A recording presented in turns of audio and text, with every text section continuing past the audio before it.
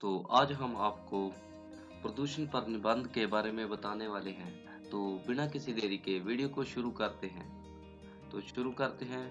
Pollution क्या है या फिर प्रदूषण क्या है। आपको बता दें कि पोल्यूशन एक तरह का अनचाहा बदलाव होता है जो कि हमारे पर्यावरण को में देखने को मिलता है। ये हमारे जीवन और वातावरण को खराब कर देता है। ये कई तरह का होता है। प्रदूषण दो तरह से फैलता है। ये एक कारण इसका मनुष्य हो सकता है और दूसरा कुदरती हो सकता है। मनुष्य द्वारा प्रदूषण फैलाने के कारण शहरीकरण, आवाजाही और औद्योगीकरण के कारण हो सकता है। कुदरत द्वारा प्रदूषण फैलाने के कारण जंगलों में आग लगना, ज्वालामुखी का फटना और भी जैसे भूमि का कटाव आदि। तो देखते हैं पोल्यूशन के कारण। आपको पता होगा कि प्रदूषण कई तरह से फैलता है, लेकिन ज्यादातर ये दो तरह का होता है। एक मनुष्य के द्वारा और दूसरा कुदरत के द्वारा होने वाला अनचाहा बदलाव जो पर्यावरण को बिगाड़ कर रख देता है।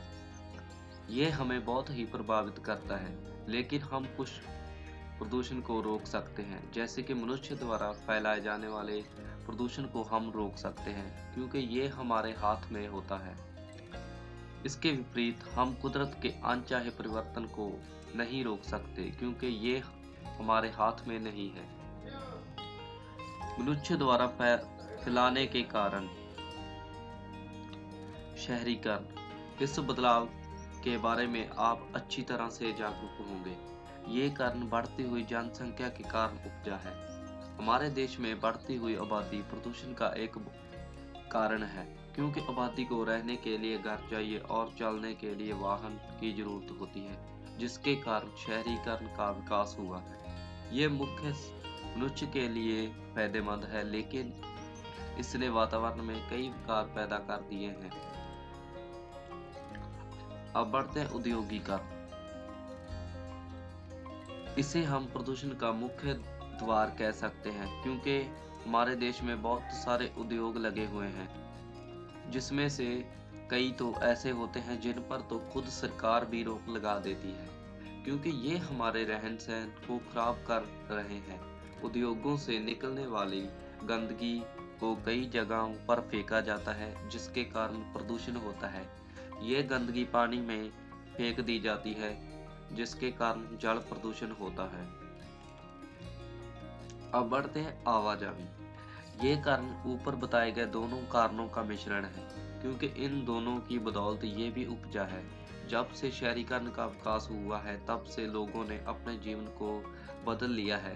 लोगों ने चलने के लिए मोटरसाइकिल गाड़ियों को खरीद लिया है, जिसके चलते प्रदूषण हो रहा है। साधनों से निकलने वाला धुआं बहुत ज्यादा प्रदूषण करता है और इसकी आवाज शोर प्रदूषण का एक बड़ा कारण बनी हुई है।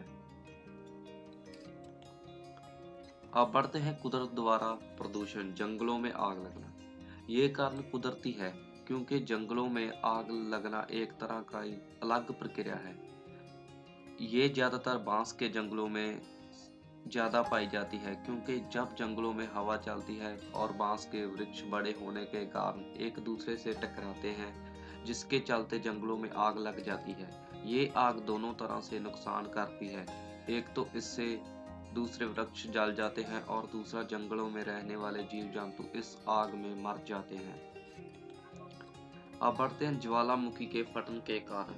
जब भी कोई ज्वालामुखी फटता है तो इससे बहुत ही प्रदूषण होता है। जैसे कि इससे निकलने वाली आग और राख जब ऊपर की ओर जाती है तो ये हवा और पानी को गंदा कर देती है। ये कारण पूरी तरह से कुदरती है, क्योंकि ज्वालामुखी के फटने से रोकना हमारे हाथ में नहीं है। अब बढ़ते हैं प्रदूषण के प्रकार। प्रदूषण 7 प्रकार के हैं।